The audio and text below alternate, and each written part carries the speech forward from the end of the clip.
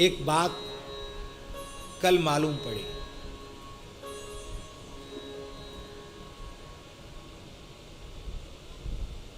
अयोध्या जी में बहुत काम हो रहा है, बहुत काम अयोध्या जी में हो रहा है। वेदाचार्य जी तो बैठे हुए हैं, जब से योगी जी आए हैं तब से कितना काम अयोध्या में हो रहा है। और उन्होंने कहा, योगी जी ने, कि जितना पैसा अयोध्या में लगाया जा रहा है इसका चौथाई भी हमने गोरखपुर में लगाया होता तो चमाचम गोरखपुर करता। पर इतना पैसा लगाने के बाद भी ऐसी चमक क्यों नहीं आ रही है अयोध्या जी में।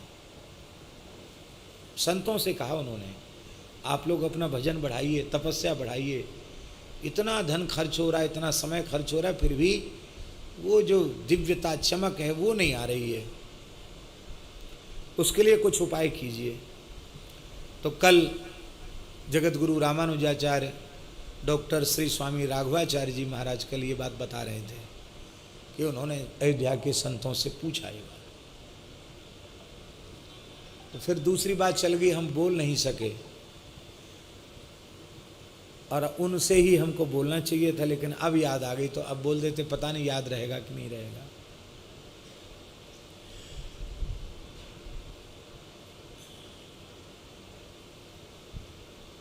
एक किसी साधक को, संत को ऐसी अनुभूति हुई कि श्री अयोध्या की भूमि से श्री किशोरी जी जो चली गई, तो उसके कारण सौंदर्य की, माधुर्य की, लावण्य की अधिष्ठात्री जो श्री किशोरी जी चली गई और अयोध्या वासियों को जैसी विकलता होनी चाहिए थी वो नहीं हुई, राम जी से ही संतुष्ट हो गए वो, तो वह एक अपराध उस भूमि को लगा हुआ है। एक ऐसी अनुभूति एक संत को हुई, स्वप्नानुभूति ही मान लें। और उस अनुभूति में एक बात यह आई कि वहाँ विशेष रूप में श्री किशोरी जी के मंत्र का जप हो, अर्चन हो, और एक श्री सीताराम महायज्ञ हो जिसमें किशोरी जी की प्रधानता हो, ऐसा यज्ञ हो और उस भूमि का प्रायश्चित किया जाए तो फिर से चमक अयोध्या में आ जाएगी। लेकिन अब ये बात है, हमारी सुनेगा कौन? भगवान तो सुन रहे हैं और हमारी कौन सुने? हम तो बहुत मामूली आदमी हैं, छोटे आदमी हैं, हमारी कौन सुनेगा? लेकिन भगवान कृपा करके सामर्थ्य दें, जिसको भी भगवान सामर्थ्य कृपा करके प्रदान करें, उस महापुरुष के द्वारा एक ऐसा दिव्य अनुष्ठान, बड़ी संख्या में श्री किशोरी जी के मंत्र का जप और श्री किशोरी जी की ही विशेष रूप में आराधना उपासना हो गए, और उसमें पूरी अयोध्या समर्पित भाव से लगे, सब किशोरी जी को पुकारें, तो निश्चित है कि जो बात कह रहे हैं कि चमक और चमक आ जाए। चमक तो है, रसिकजन खूब अनुभव भी करते हैं, अयोध्या की भूमि भी किसी प्रकार से न्यून नहीं है, लेकिन और अधिक उसमें दिव्यता आ जाएगी। श्री वृंदावन बिहारी। देखो, प्रकट लीला में ब्रज में ठाकुर जी चले गए, मथुरा गए, फिर द्वारिका चले गए। वैसे तो हम लोग नहीं मानते कि ठाकुर जी कहीं, ठाकुर जी यही हैं, लेकिन प्रकट लीला में ठाकुर जी गए। पर प्रकट लीला में वृषभानु नंदिनी श्री राधा रानी ने ब्रजभूमि का त्याग नहीं किया, तो रसेश्वरी रासेश्वरी श्री राधा रानी यहाँ विराजी। ठाकुर गए तो गए, उनको काम धंधा बहुत था, धर्म संस्थापन का काम उनको था, दुनास विनाशाय च दुष्कृताम वाला काम भी उनको था, पर हमारी श्री लाडली जी यहाँ विराजी रहीं, उसके कारण हमारी ब्रजभूमि में बड़ा रस है। यहाँ के किसी गांव में भी जाके पड़ जाओ, वहाँ भी आपको शुष्कता नहीं समझ में, वहाँ भी रस होगा, क्योंकि रस की अधिष्ठात्री रसिकनी श्री राधा रानी यहाँ से गई नहीं।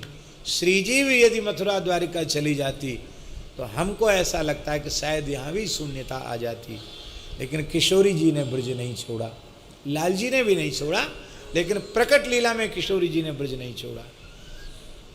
तो श्री किशोरी जी को फिर से वहाँ सब प्रतिष्ठित करें तो ऐसा हो जाएगा। ऐसा हमारा भगवत कृपा से, भगवत प्रेरणा से ऐसा हमारा मानना है। तो श्री राम मंदिर में प्रतिष्ठा तो होनी ही चाहिए, लेकिन ये काम भी यदि भगवत संकल्प से हो जाए तो बहुत अच्छा है।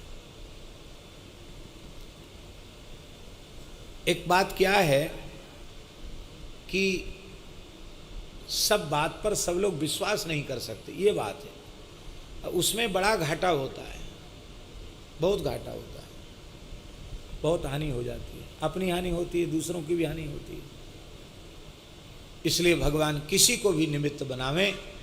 किशोरी जी जिस जीव पर विशेष अपनी करुणा भरी दृष्टि से देखें तो एक ऐसा कार्य होना चाहिए अयोध्या जी में जहाँ श्री किशोरी जी की ही विशेष उपासना हो। बस ये मेरी प्रार्थना है।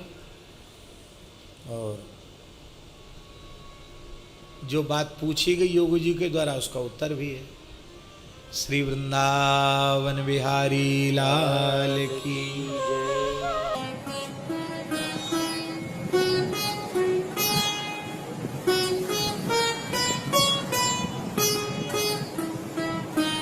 श्री सीताराम प्रतिदिन सत्संग एवं दर्शन के लिए श्री महाराज जी के ऑफिशियल चैनल को जरूर सब्सक्राइब करें